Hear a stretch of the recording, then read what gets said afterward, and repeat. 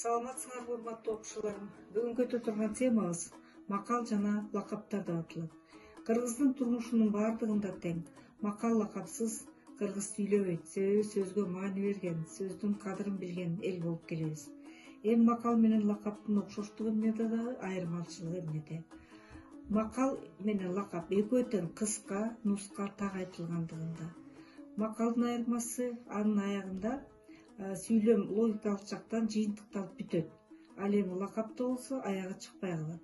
Мисалы үчүн бир макалды айтсак, бөксө чайнек бат кайнайт. Бул адамдарга карата айтылган макал. Чын эле бөксө чайнек бат кайнаган сыяктуу билими, адеби, ички жөндөмү тайкы адамдар бат кыйкырып чыгып, бат эле туура эмеспи, өзү жөнүндө ушундай бир катуу сүйлөп чыккандарды окшоштуруп айтып келген. Мына бул ушул азыркы макалда ой аягына чейин жыйынтыкталып бүттү. Демек бир турмуштун кайнаган чындыгын айтып чыкты. Ал эми лакап деген, мисалы үчүн, Содоконун бүркүтүндөй, тегирменчинин кыздарындай, Абдалынын балдарындай деген аягында ушундай деп эле чыгып калган. Аягы чыккан жок логикалык жактан. Ага мисалы үчүн күндөрдүн бир күнүндө бир Абдал деген киши болуптур. Ал Абдалынын биринен бири кичинекей тентек балдары болуптур. Эшиктен Абдалы кайда деп сурап келген кишиге сен өзүң кимсиң, каяктан келатасың, каяка баратасың деп сурап келген кишинин жообун бербестен кайра аны талап сөз бербей ушинтип тентек кылган балдарды көрүп, айланайын бул Абдалынын балдары ушундук тентек экен дегенден улам чыгып калган лакап кеп. Абдалынын балдарындай болбогулачы деген тарбияга чакырган кеп.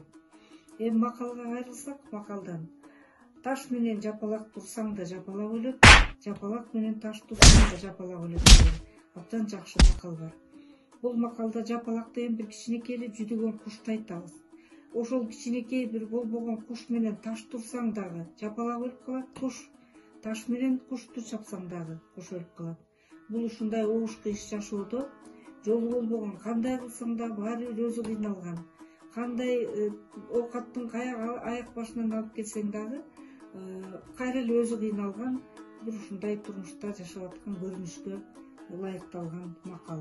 Эми ушул макалда лакап дагы кыргыздын кыска нуска айтылган кептеринен болуп, балдарды жаңы муунду тарбиялаганга, тентекти жөнгө салганга, айтор элдин акыл эсине таасир бере турган, тарбияга чыгарган, дидактикалык мүнөзгө ээ болгон жакшы тил эстеги бир каражат деп түшүнсөк болот.